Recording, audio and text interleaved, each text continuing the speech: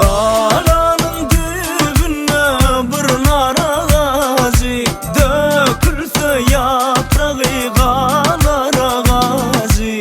Sol var yan sonanın bulmadan ağacı, eline yağlığı yel peselenni. Yel peselenni, yel peselenni.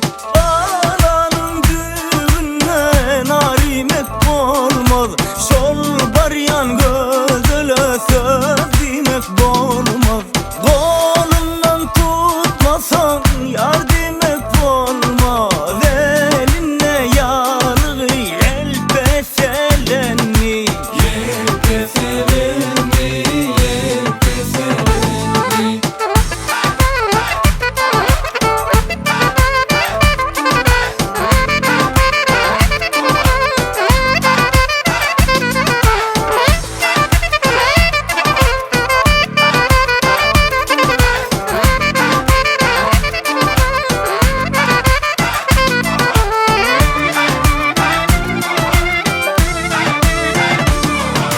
Kalanın dibine ekerler nari, geceler yatmazlar söyürler yari.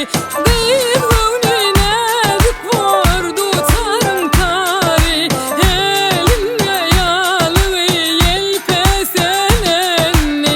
Yel peselenni, yel peselenni.